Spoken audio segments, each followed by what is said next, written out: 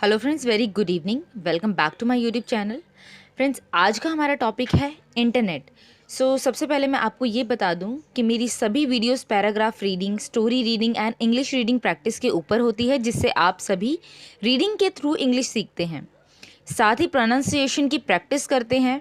मैं वीडियो के एंड में वोकेबलरी भी शेयर करती हूँ, जिससे आप अपनी प्रैक्टिस कर सकते हैं। तो चलिए फ्रेंड्स, अब बिना किसी देरी के जल्दी से रीडिंग स्टार्ट करते हैं और बाद में पैराग्राफ का मीनिंग भी समझेंगे एंड आप सबको भी मेरे साथ में रीडिंग करनी है। तो चलिए friends, let's start reading. Internet. We live in the age of the internet. Also, it has become an important part of our life that we can't live without it. Besides, the internet is an invention of high-end science and modern technology. Apart from that, we are connected to internet 24/7. Also, we can send big and small messages and information faster than ever. It is very difficult to estimate the area that the internet cover. Also, every second million people remain connected to it with any problem or issue. Apart from that, just like all the things, the internet also has some good and bad effect on the life of people. So the first thing which we have to do is learn about the good and bad effect of the internet. Good effects of the internet mean all those things that the internet make possible. Also, these things make our life easier and safer. Bad effects of the internet mean all those things that we can no longer do because of the internet.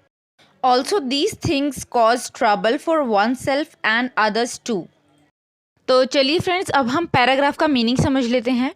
We live in the age of the internet. Live का मतलब होता है रहना, we का मतलब होता है हम, तो हम रहते हैं इन द एज ऑफ, मतलब कि हम इंटरनेट के युग में रहते हैं। Also it has become an important मतलब महत्वपूर्ण, important part of our life. तो अब जो इंटरनेट है वो हमारी ज़िंदगी का बहुत ही इम्पॉर्टेंट पार्ट बन चुका है। बिकम का मतलब होता है बनना, तो ये जो है बहुत ही इंपॉर्टेंट पार्ट बन चुका है। That we can't live without it. Without का मतलब होता है के बिना, तो हम जो है इसके बिना नहीं रह सकते हैं। We can't live without it. Besides, the internet is an invention of high end science and modern technology. Besides का मतलब होता है इसके अलावा। अगर खाली एस ना लगा हो, बिसाइड लगा हो, तो मतलब होगा कि साथ में। बिसाइड्स का मतलब होगा इसके अलावा। The internet is an invention. Invention का मतलब होता है आविष्कार, तो इंटरनेट एक आविष्कार है of high end science and modern technology. High and का मतलब होता है बहुत ही अच्छी क्वालिटी का होना या फिर एक्सपेंसिव होना। अब जो चीज़ें एक्सपेंसिव होती है वो इसलिए एक्सपेंसिव होती है क्योंकि वो बहुत ही अच्छी क्वालिटी की होती है। तो इंटरनेट जो है वो इन्वेंशन है, वो एक आविष्कार है ऑफ हाई एंड साइंस, यानी कि बहुत ही अच्छी क्वालिटी की science, and modern technology. Modern मतलब नई तकनीक, तकनीक को बोलते हैं टेक्नोलॉजी। अपार्ट फ्रॉम दैट मतलब कि इसके अलावा we are connected to internet 24/7। 24/7 का मतलब होता है 2400 घंटे। हम जो हिंदी में बोलते हैं ना 2400 घंटे, के हर वक्त इंटरनेट पे लगे रहना, तो हम बोलेंगे कि इसके अलावा हम इंटरनेट से बहुत ज़्यादा कनेक्टेड है 2400 घंटे। Also we can send big and small messages and information faster than ever. मतलब कि हम बड़े और छोटे मैसेजेस और जो भी जानकारी है, इन्फॉर्मेशन का मतलब होता है जानकारी, तो कोई भी जानकारी है उसे हम फास्टर देन एवर मतलब कि पहले से कहीं ज़्यादा तेज़ हम इंफॉर्मेशन को भेज सकते हैं। सेंड का मतलब होता है भेजना। वी कैन सेंड मतलब हम भेज सकते हैं। It is very difficult. Difficult का मतलब होता है मुश्किल। It is very difficult to estimate the area that the internet cover. Estimate का मतलब होता है अनुमान लगाना या अंदाज़ा लगाना, तो ये बहुत ही मुश्किल है। Estimate the area that the internet cover, के उस क्षेत्र का अनुमान लगाना बहुत मुश्किल है जो इंटरनेट कवर करता है, कि वो कितना एरिया कवर करेगा।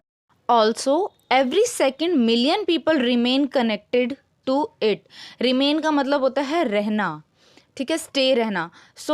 हर एक सेकंड, एवरी सेकंड, हर एक सेकंड मिलियन लोग किसी ना किसी समस्या या समस्या के साथ, यानी किसी ना किसी प्रॉब्लम के साथ इससे जुड़े रहते हैं। कोई ना कोई क्वेरी होती है, कोई ना कोई प्रॉब्लम निकल आती है, तो वो इसके साथ जुड़े होते हैं। To it with any problem और इशू। अपार्ट फ्रॉम दैट मतलब इसके अलावा, just like all the things, बाकी चीज़ों की तरह ही the internet also has some का मतलब कुछ, good and bad effect, effect मतलब असर on the life of people, कि लोगों की ज़िंदगियों पर इंटरनेट का भी कुछ गुड और कुछ बैड इफ़ेक्ट होते हैं। So the first thing which we have to do is, तो सबसे पहली चीज़ जो है वो जो हमें करने की ज़रूरत है या जो हमें करनी है, we have to do is learn about the good and bad effect of the internet, कि हमें सीखना है अबाउट द गुड, कि अच्छा और बुरा असर क्या होता है इंटरनेट का, ये हमें सीखना बहुत ज़रूरत है और यही हमें सीखना है। Good effects of the internet means all those things that the internet make possible. इसका मतलब है इंटरनेट के अच्छे प्रभावों का मतलब उन सभी चीज़ों से है जिन्हें इंटरनेट संभव है या जिससे इंटरनेट पॉसिबल कर सकता है, पॉसिबल है। पॉसिबल का मतलब होता है संभव, थिंग्स का मतलब होता है चीज़ें। Also these things make our life easier and safer, मतलब कि ये चीज़ें, दीज थिंग्स मतलब ये चीज़ें, मेक आर लाइफ मतलब हमारी लाइफ को बनाती है ईजियर, ईजियर मतलब आसान, एंड सेफर, सेफर मतलब सुरक्षित। तो ये चीज़ें हमारे जीवन को, हमारी लाइफ को आसान और सुरक्षित बनाती है। Bad effects of the internet means all those things that we can no longer do because of the internet। Bad effect of the internet का मतलब है कि इंटरनेट के बुरे प्रभाव, मीन का मतलब होता है मतलब, ऑल दोज थिंग्स वो सभी चीज़ें, that we can no longer do मतलब कि जो कि हम नहीं कर सकते because of the internet, internet की वजह से, तो ये होते हैं bad effects. Also these things cause trouble for oneself and others too. These things cause का मतलब होता है कारण, ट्रबल का मतलब होता है परेशानी। तो दीज थिंग्स ये चीज़ें परेशानी का कारण बनती हैं। फॉर वन सेल्फ मतलब खुद के लिए, एंड अदर्स टू दूसरों के लिए भी। तो फ्रेंड्स ये था हमारा आज का टॉपिक, जिसमें हमने नई नई वोकेबलरी एंड सेंटेंसेस भी सीखे हैं।